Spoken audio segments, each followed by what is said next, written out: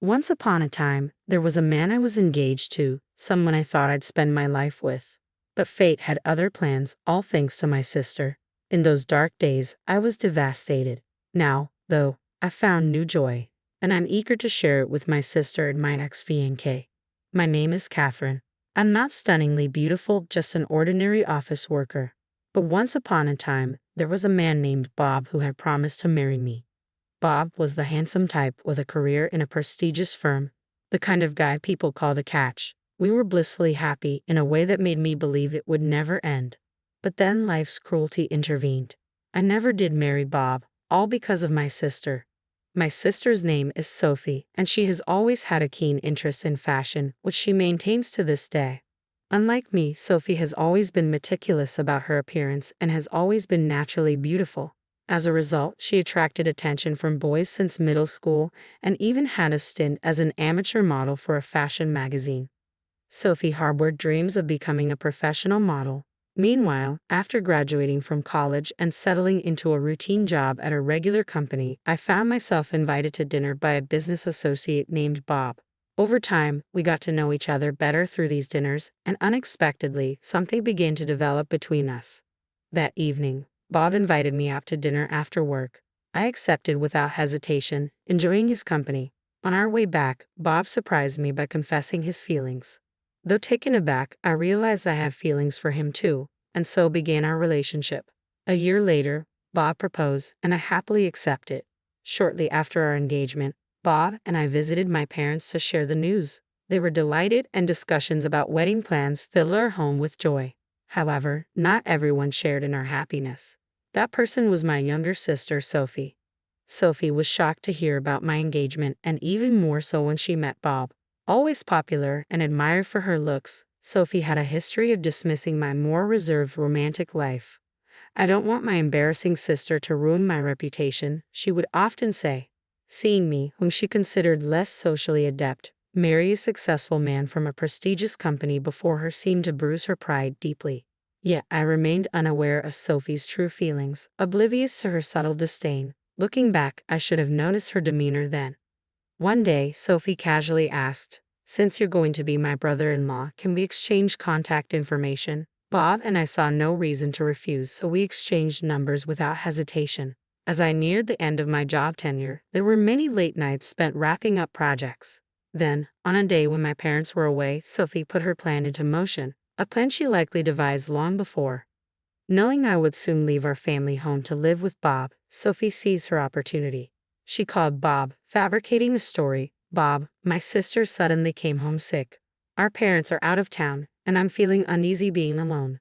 Could you come over?" Deceived by her ruse, Bob, who was just finishing work, rushed to her house without suspecting anything amiss. I rushed over because I heard Catherine was ill. "Where is she?" Bob's concern was palpable, and naturally, he assumed I was home. But Sophie quickly admitted, "I'm sorry, Bob. I lied to you. My sister isn't sick, she's still at work." Instead of anger, Bob responded with a puzzled expression. "Why would you lie about that?" Sophie, visibly nervous, began to explain. Meanwhile, after finishing my workday, I arrived home to an unexpected sight. Bob was there. Despite the surprise, I greeted him cheerfully. "Oh, you're here. What's up?" Little did I know, this moment would soon bring the deepest despair and sadness I had ever known. "Catherine, I'm sorry. I think we should break up." Bob's words hit me like a sudden storm. Unable to grasp their meaning at first, I stammered, "What? Are you serious? Break up? What's going on?" As I pressed for answers, Sophie entered the room, casting an uneasy atmosphere over us all. "Catherine, the truth is, I've been seeing Sophie. I'm sorry, but I've fallen in love with her more than I realized." Bob's words left me stunned and confused. Still reeling from the shock, Sophie added, "I'm sorry, Catherine, but Bob has decided to marry me." I felt utterly lost and devastated. Then Sophie, with an awkward attempt at comfort, said, "You might not want to attend our wedding ceremony, but please come to the reception, won't you?" Tears were all I could manage. Sophie had stolen my fiancé away from me. I felt abandoned, and the pain was overwhelming. My parents were deeply concerned, watching helplessly as I withdrew into my room. Having already quit my job, I felt utterly powerless. Messages from my former coworkers asking about the wedding plans only intensified my sorrow. I could only reply, explaining it would be a simple family affair. Months later, I found myself in a new and unfamiliar place, determined to begin anew and find true happiness. After the painful breakup with Bob, I had withdrawn for a time, but a newfound determination welled up inside me. Why should I continue to suffer? It was time to move on. Things progressed swiftly from there. I spoke with my parents, deciding to leave home and start afresh in a completely different environment. The new place was serene, surrounded by lush greenery. My parents supported my decision wholeheartedly, assisting me greatly with the relocation. Shortly after settling in, while taking a moment to relax, my mom approached me with surprising news. "You were in your room. Bob visited. He explained everything that happened between you two and apologized." I couldn't fathom why my parents were apologizing. What Bob had done was beyond forgiveness. Yet there they were, even kneeling in remorse. "We've also heard about Sophie. We understand you can't forgive her, Catherine, but she's our daughter too," my parents explained, visibly torn. My parents were deeply troubled by Sophie's actions, knowing the pain she had caused me. Despite their disapproval, Sophie seemed to have made her choice and went to Bob. From then on, Bob began a daily ritual of coming to our house, pleading for forgiveness and seeking approval for his marriage to Sophie. Faced with Bob's persistence, my parents eventually felt compelled to relent. That's why they apologized to me for accepting his union with Sophie. "I honestly don't dwell on it anymore, but I understand how you feel," I replied with a bittersweet smile, holding back the tears. My mom was visibly emotional, while my dad wore a pained expression of apology. Despite everything, I reassured him, "When I have children, I'll lean on you both a lot." Their faces softened into smiles at my words. Mom, still teary-eyed, added, "Don't hesitate to reach out if you need anything." As I settled into my new life and found some peace of mind, I began working at a cozy little restaurant. The team was small, but the atmosphere was bright and welcoming, which I appreciated greatly. The banter among the staff, especially the teasing directed at the manager Steve, added to the warmth of the place. A few months into my job, a pivotal event unfolded that would shape my future. It happened one evening as Steve offered me a ride home after work and confessed his feelings for me. I was taken aback and uncertain. Steve was genuinely a good guy, kind-hearted with both charm and a friendly demeanor that appealed to many. Yet I couldn't shake off the past hurt that still lingered within me. I feared the possibility of facing abandonment once again. Steve seemed to sense my hesitation and assured me there was no rush for an answer before heading home for the day. Despite the initial awkwardness, the familiar camaraderie with the part-time staff and Steve's kindness helped ease my worries. Deep down, I felt my heart had already made a decision. During a break, I discovered something about Steve's past. It turned out he had been betrayed by someone he had been dating and had a rough experience at his previous workplace before joining the restaurant. We shared a similar pain of betrayal by those we trusted. That day, I chose to accompany Steve home to listen to this story.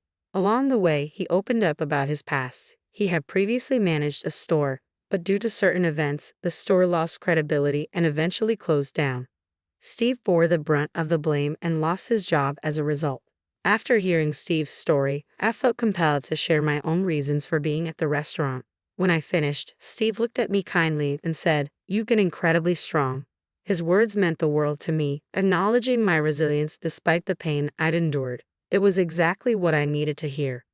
I did my best. Despite being betrayed by someone I loved, I managed to pick myself up, I confess, acknowledging the difficulty of my journey. To which I added sincerely, "You've done amazingly well too." Steve's smile grew wider, and in that moment, I found the courage to respond to his earlier confession. "Since that day, I might be a handful, but I hope you'll be patient with me," I told him. From then on, the teasing from the part-timers at the restaurant increased, but it was all in good spirit. "Congratulations. Wishing you both a lifetime of happiness." They cheered, genuinely happy for us. That's a bit premature. There's a right time for that line, and it'll come around again. When it does, you'd better let me say it, Steve teased, a bit flustered as I laughed along with everyone else. It was a moment of pure joy, a typical day in our lives, until things took a turn. For the second time in my life, I was proposed to. Without hesitation, I accepted, determined to find lasting happiness this time. I believed Steve was the one who could truly make me happy. I visited my parents' house for the first time in a while to share the news, and they were overjoyed. Opening up about Steve, I felt their support as they said, "Please make our daughter happy. We trust you." "I will make Catherine happy," he asserted confidently. After chatting for a while, my dad hesitated before sharing, "Sophie and Bob are going to get married." He mentioned that an invitation might arrive, but insisted I needn't worry about it. Truthfully, I wasn't bothered. I was too wrapped up in my own happiness. In fact, I wanted to celebrate it openly. When I expressed this to my parents, they responded warmly, "If Catherine feels that way, then we trust your judgment." Sure enough, a few days later, an invitation to Sophie's wedding arrived. I decided we would attend together. Dave and I had opted for a simple legal marriage due to Sophie's impending wedding. We felt it would be less overwhelming for our parents and relatives to stagger our celebrations. We promised ourselves a proper wedding ceremony once things had settled down. On the date of Sophie's wedding, Steve and I arrived together at the venue. It had been a while since we had seen Sophie and Bob. Bob appeared weary, and there was a tension in the air as we exchanged greetings and introductions with family. When I proudly introduced Steve as my husband, Sophie's reaction was visibly surprised, etching the moment into memory. During the event, I found myself wanting to ask Bob about what had transpired between him and Sophie on the day when neither my parents nor I were present. Bob initially hesitated but eventually began to confide in me. According to him, when Sophie called him that day and informed him falsely that I was suddenly ill, Bob decided to wait for me. Sophie then arrived with strong drinks, coaxing him to indulge. Despite not being a heavy drinker, Bob had a few too many and became intoxicated. In his vulnerable state, Sophie took advantage of the situation, seducing him. Bob admitted that Sophie's beauty and allure played a role in clouding his judgment. Despite our engagement, he succumbed to temptation, and from then on, his attention began to drift towards Sophie. After hearing Bob's confession, his repeated apologies seemed insignificant to me. Honestly, I felt indifferent. What mattered most was finally knowing the truth. Meanwhile, Steve and Sophie were engaged in a conversation nearby. I was curious about their discussion but decided to inquire later, considering Sophie's upcoming wedding. On our way home, I couldn't resist asking Steve, "Were you upset when you were talking to Sophie?" Steve sighed. "As I mentioned before, she's my ex who betrayed me. But that's not all. She's also the reason I lost my job." I was taken aback. It felt like such a small world, and learning that Sophie was directly responsible for the closure of Steve's shop added another layer of shock. I delved deeper into the situation. It turned out that a few months into Sophie's relationship with Steve, she had an affair with a designer. Sophie believed dating someone in the modeling industry would be more advantageous, despite already being with Steve. When Steve discovered this by chance, he understandably confronted Sophie. However, instead of remorse, Sophie became angry and the relationship ended abruptly.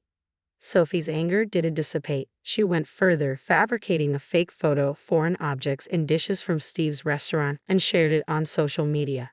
Given her modeling career, she had a substantial following, and the photos quickly went viral. The negative publicity reached Steve's boss, who had entrusted the business to him amid declining profits.